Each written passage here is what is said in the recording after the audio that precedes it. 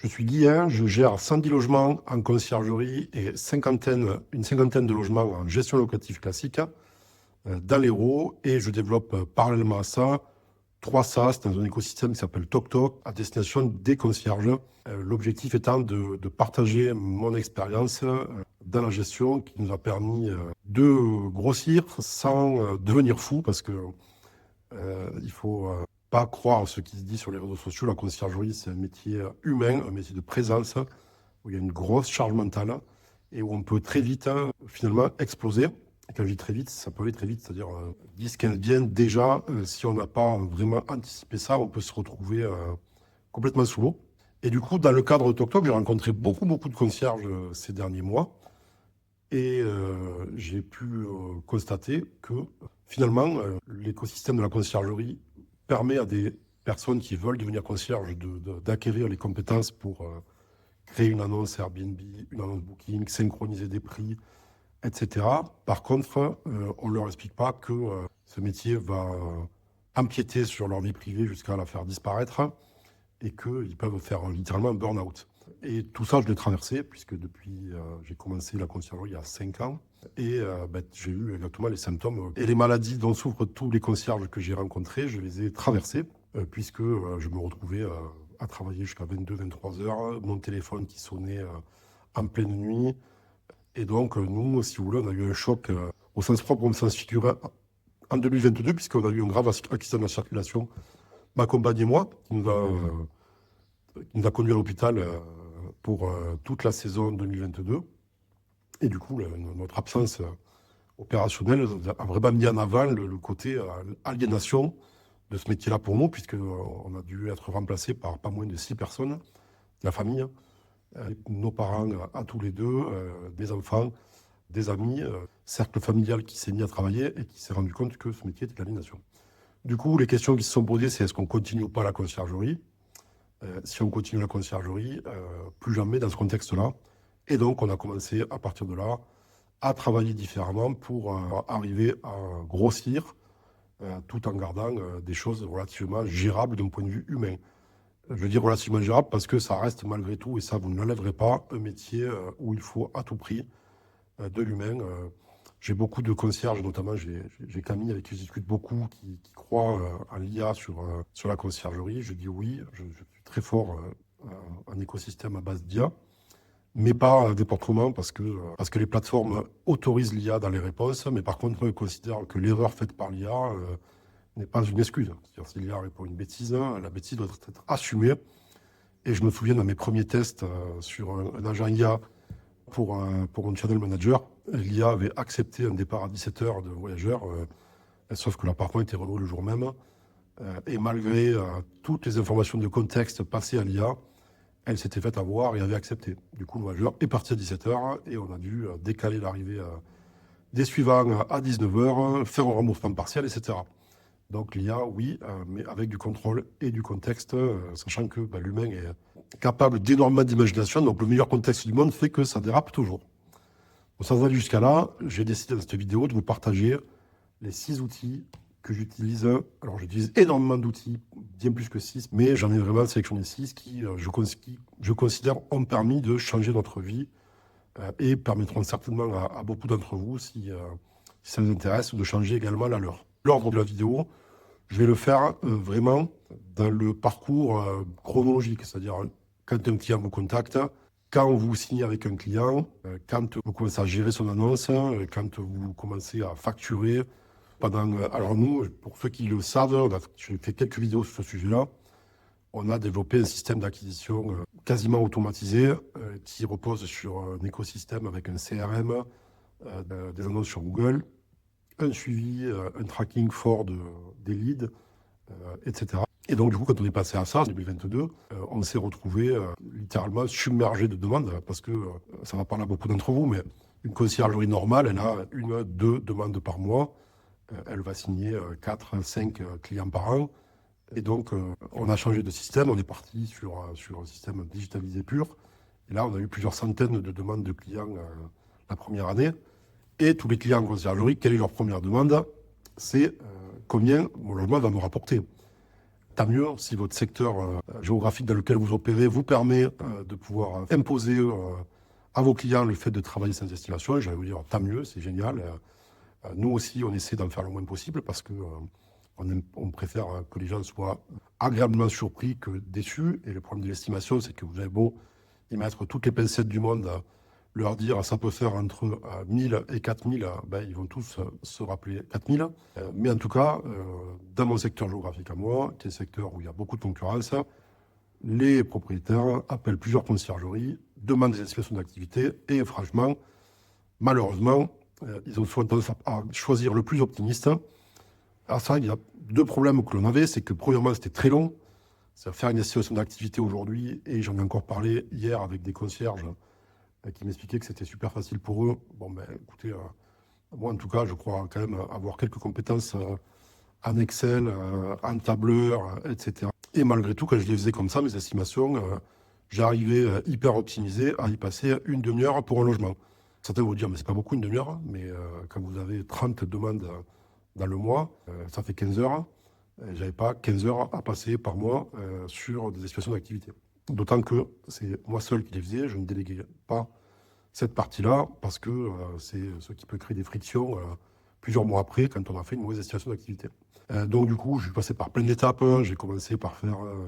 alors au départ, je faisais un PowerPoint, des captures d'écran, d'annonces Airbnb à proximité.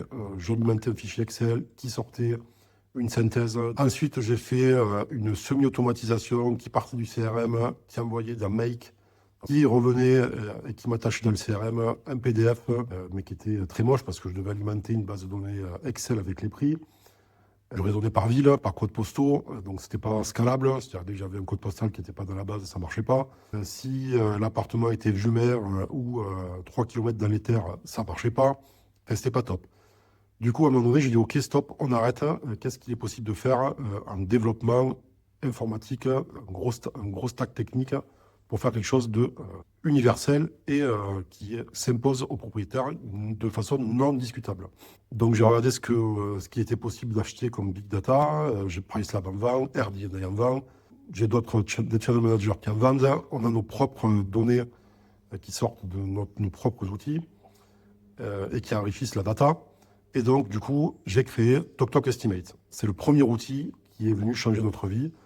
Parce qu'aujourd'hui, dans l'agence, on est plusieurs. Il y a moi, Laurence, ma compagne, une employée qui travaille avec nous et mon fils qui est en apprentissage. Et donc, aujourd'hui, tout le monde peut faire une estimation d'activité. Elles ne sont pas modifiables. La data est une data de marché. On sort 4 segments de marché, les 25% les plus bas, le top 10%, la médiane, le premium, le P75. On vend ça mois par mois. C'est une vraie image du marché dans notre secteur à nous. Donc, pour ceux qui ne connaissent pas, vraiment, estimate.toktok.fr, vous gagnez sur 2 tableaux. Un temps énorme, parce que franchement, c'est un cercle vicieux. Votre temps, vous dites toujours, je ne vais pas dépenser de l'argent parce que j'en ai pas, je garde mon temps. Mais en fait, votre temps, il doit être libéré pour faire d'autres choses que ça. C'est pas possible. Il vaut mieux se concentrer sur l'acquisition, sur le cold call, sur la création de contenu, plutôt que sur passer 1 heure, 2 heures, 3 heures, parce qu'encore une fois, je le faisais très vite. Peut-être que vous mettez plus de temps à faire une estimation. Et les prix sont franchement hyper abordables. D'ailleurs, vous verrez, je mettrai en description de cette vidéo un code promo. Aujourd'hui, on ne saurait pas faire sans. Et d'ailleurs, dès qu'on a un mouton 5 pattes qui arrive, un bien un peu compliqué, qu'il faut aller quand même creuser à côté, ça devient très compliqué pour nous. Donc ce premier outil-là, vraiment, dans le premier contact avec un propriétaire, génial. Il a fait gagner un temps fou. Ensuite, alors nous, on utilisait un channel manager auparavant, que je vais citer, c'est Smoobu. Les tarifs sont corrects, pas de soucis. Il a fait l'affaire pendant longtemps. Mais je pense autour de 50-60 logements, on a passé un palier où il ne nous permettait pas du tout de scaler notre business. Il nous prenait encore beaucoup trop de temps, des choses qui manquaient et qui n'étaient pas du tout adaptées. Je pense à la planification des missions de ménage, au contrôle des missions de ménage, au paiement des prestataires de ménage, qui était la première demande qu'on avait. Ensuite, on avait des problèmes de communication. Donc là, on a vraiment eu besoin de connecter WhatsApp, communication, Airbnb, Booking, plateforme en général, tout ça au même endroit, de pouvoir automatiser l'envoi de messages sur les 2 canaux. Donc du coup, on a créé notre propre channel manager qui s'appelle TokTok. Alors j'en parle d'autant plus qu'il n'est pas commercialisé aujourd'hui. C'est un outil interne. Je pense qu'il le sera un jour, mais en tout cas, aujourd'hui, c'est un outil qui n'est pas pensé pour être vendu directement. La partie onboarding des concierges n'est pas faite. Il est pensé pour notre agence. Il nous permet de vraiment exploser. Alors nous, on n'est pas du tout fermé à le vendre, c'est dans les projets. Si ça intéresse des gens d'en parler, je sais qu'il y a pas mal d'outils qui se tirent la bourre aujourd'hui. En tout cas, nous, il est fait sur mesure pour nos problématiques à nous, qui sont celles d'une conciergerie qui grossit et qui peut encore grossir. Et il répond pas mal. Il n'y a pas longtemps, j'ai eu une concierge qui m'expliquait qu'elle était séduite par un autre. Je ne vais pas citer de nom parce que je n'ai pas envie de faire un concurrent bashing. J'ai un manager très sérieux. Je ne vais pas dire un concurrent parce que nous, on ne vend pas le nôtre, mais que j'ai eu plusieurs fois en call. Par contre, ils vendent ça plutôt cher parce qu'on parle de 24 € par logement. Ça fait quand même, on n'est pas loin de 300 € TTC par an. Franchement, pour un petit appartement qui génère peut-être 100-150 € de commission en moyenne, ça me paraît délirant de mettre autant. C'est-à-dire que, si vous voulez, le réflexe en conciergerie, c'est toujours celui-là. C'est-à-dire, qu'est-ce que les outils me font gagner comme temps et qu'est-ce qu'ils me coûtent? Parce qu'à la fin, si vous voulez, vous pouvez aussi tout sous-traiter. Vous allez mettre toute votre marge dans des outils. Vous allez effectivement avoir beaucoup moins de travail, voire quasiment pas de travail, mais vous ne tirerez aucun revenu. Donc, il y a toujours un équilibre à faire. Et moi, personnellement, ce channel manager-là, qui m'avait démarché à l'époque, avec qui j'avais eu plusieurs calls sur plein de sujets, parce qu'ils sont adossés à une grosse conciergerie aussi. La qualité est réelle, mais je ne suis pas prêt à mettre 24 € par logement pour gérer mon logement. C'est une bonne partie de ma marge, en tout cas 24 x 12, ça me bouffe entre 1 et 2 mois de chiffre d'affaires de gestion, et ça, c'est pas possible. Donc, ce channel manager sur mesure, qui est toujours en cours de développement, qu'on enrichit tous les jours, a vraiment changé notre vie.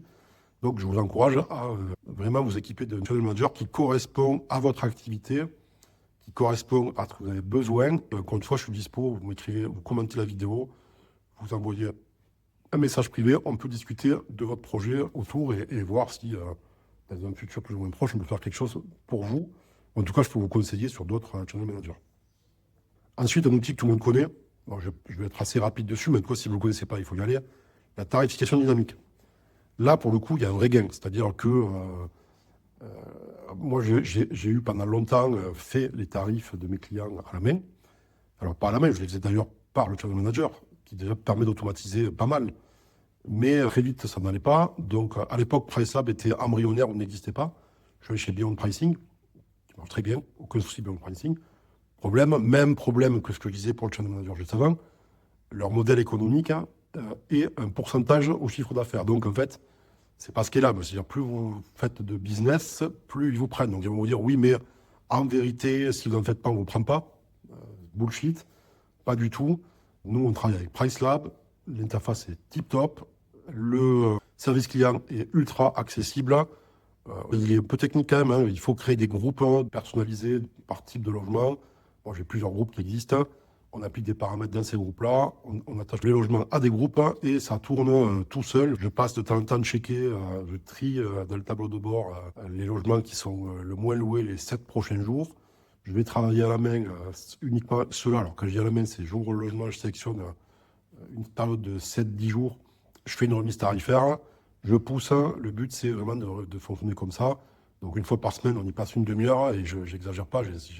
J'ai 110 logements dedans, on va sûrement monter à 130 pour l'été. C'est vraiment une demi-heure par semaine, ça fonctionne très bien.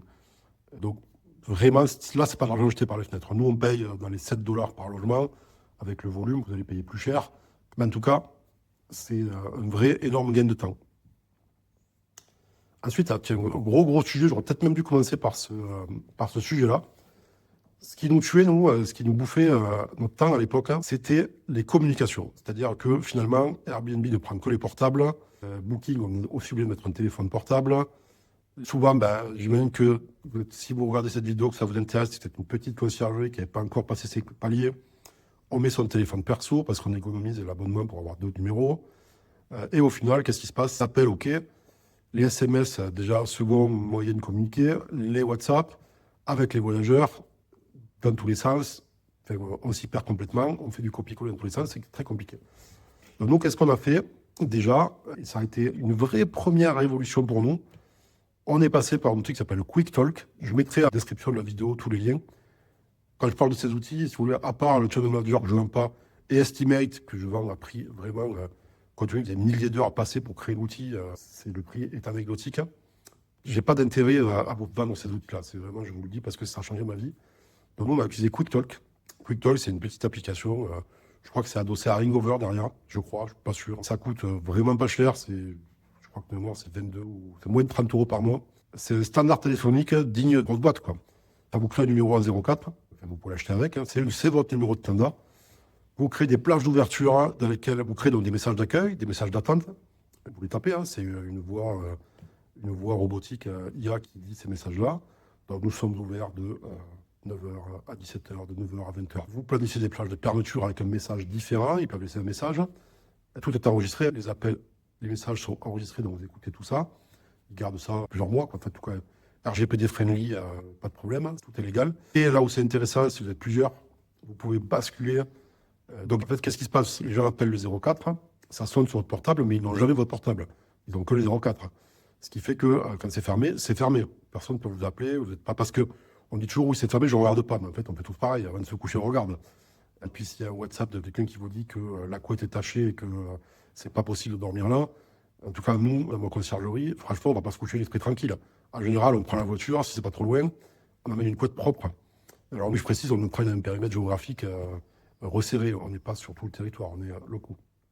Donc QuickTalk, ça vous crée des règles de basculement, des règles d'astreinte. Vous pouvez dire à partir de telle heure, pour me parler, il faut appuyer, taper sur 1 et vous mettez un message avant qui dit si vous êtes un voyageur qui a une réservation en cours et que vous avez un problème nécessitant de nous parler, tapez 1, déjà ça filtre énormément. Ça a changé notre vie, vraiment. À côté de ça, qu'est-ce qu'on a fait? On a connecté WhatsApp à TalkTalk, Channel Manager. Du coup, les voyageurs, ils écrivent sur WhatsApp, ça arrive dans le Channel Manager. Donc, ils croient que c'est perso, hein, mais c'est pas perso du tout. C'est génial parce que du coup, on envoie les messages automatiques par WhatsApp. On a connecté un outil de traduction. C'est traduit dans leur langue, c'est-à-dire quand le client est norvégien, on écrit norvégien. On peut envoyer les photos des apparts. En fait, c'est une révolution incroyable. Les codes des clés sont envoyés par Airbnb et par WhatsApp. Bref, ça a démultiplié notre communication. On ne prend pas d'appels vocaux. C'est écrit dans WhatsApp. C'est la petite phrase qu'on met sur son profil.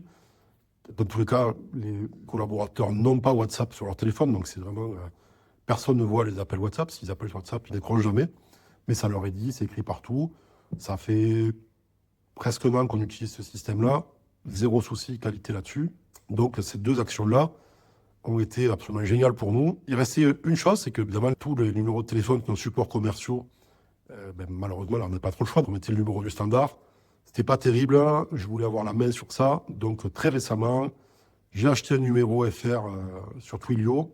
J'ai créé dans Twilio Studio, Twilio Flow, une automatisation. Et tout ce qui est support commercial, ça arrive sur mon téléphone personnel à moi, où il y a écrit commercial, les clés de Marie. Ça arrive sur le numéro de téléphone de Laurence aussi. Et du coup, on maîtrise le flow d'entrée commerciale et on a bouclé la boucle. Il nous reste un chantier à faire parce que les propriétaires ont du mal à nous joindre pour les mêmes raisons, parce qu'ils sont nombreux. Donc ça, on n'a pas encore attaqué la communication avec nos propriétaires, qui crée des tensions parce qu'on ne répond pas toujours.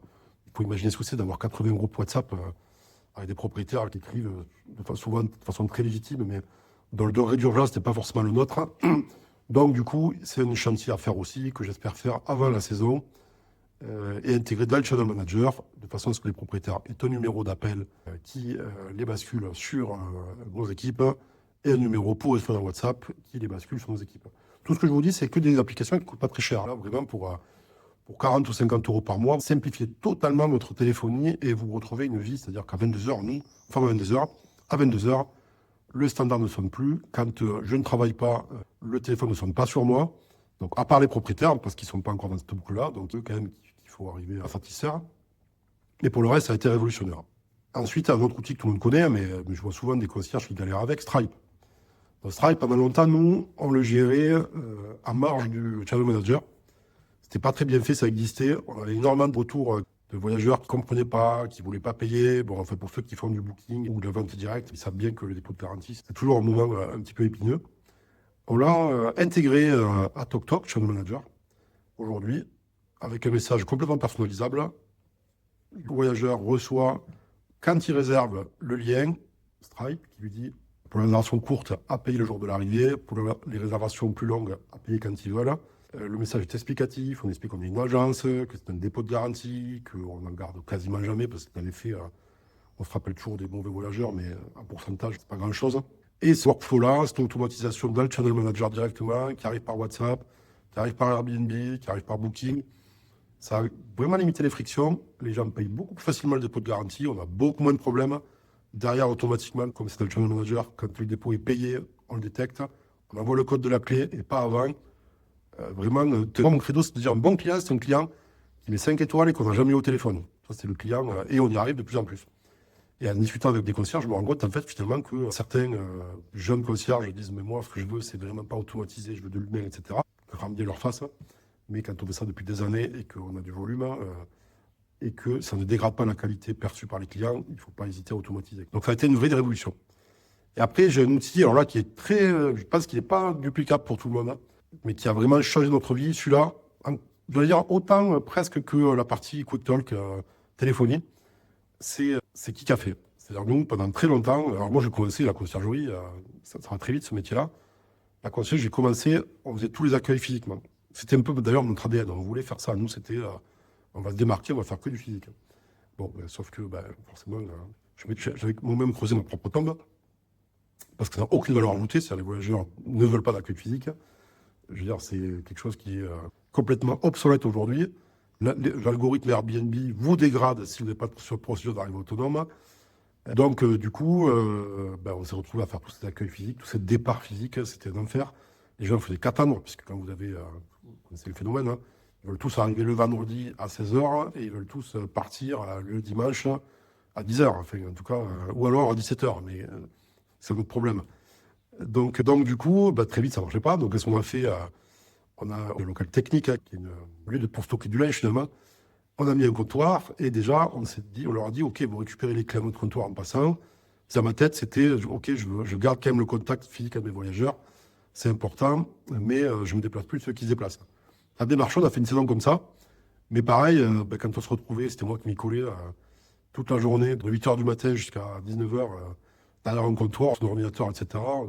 Alors, quand il y a 40 ou 50 arrivées ce jour-là, pas de problème.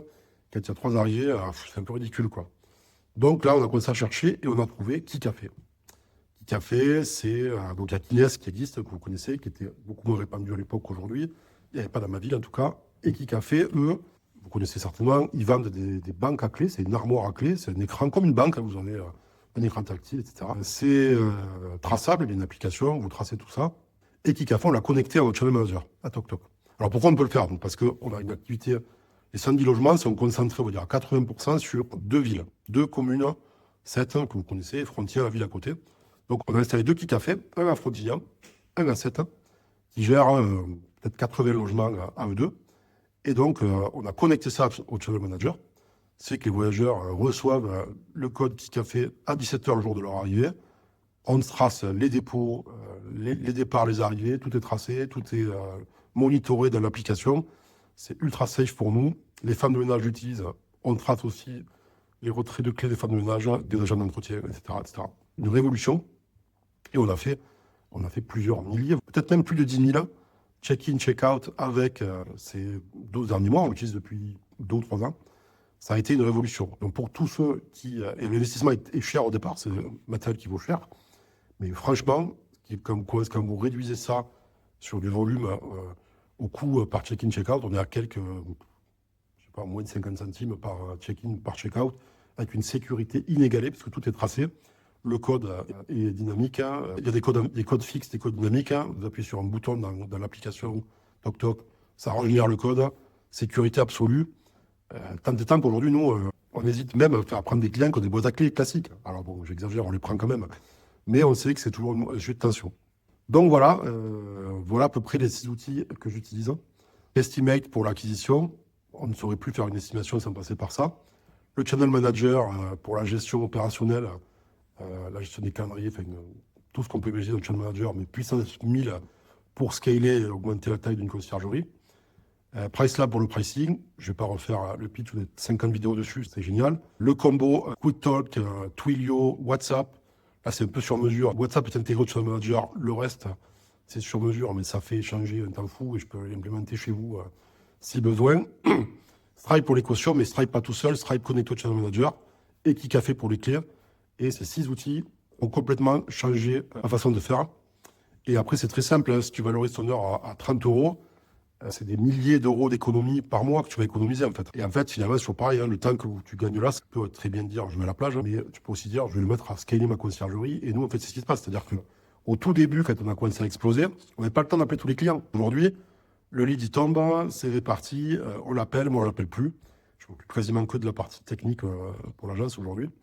C'est Laurence et notre collaboratrice qui s'en occupent et ça tourne tout seul. Si tu sens que tu plafonnes en conciergerie, que tu es en train de t'attaquer ta santé mentale, prends ces 6 outils, tout ce que tu peux prendre. Le channel manager, on en parle après. Et puis, tu vas voir que ça va complètement changer ta vie. Si cette vidéo t'a été utile et que tu trouves un intérêt, tu t'abonnes. Je fais ça pour les concierges et c'est important d'avoir ton soutien. J'apporte déjà de la valeur et je vais apporter plein de valeur dans plein de vidéos futures pour les conciergeries. Et dis-moi en commentaire quel outil toi tu utilises et lequel tu vas tester en premier.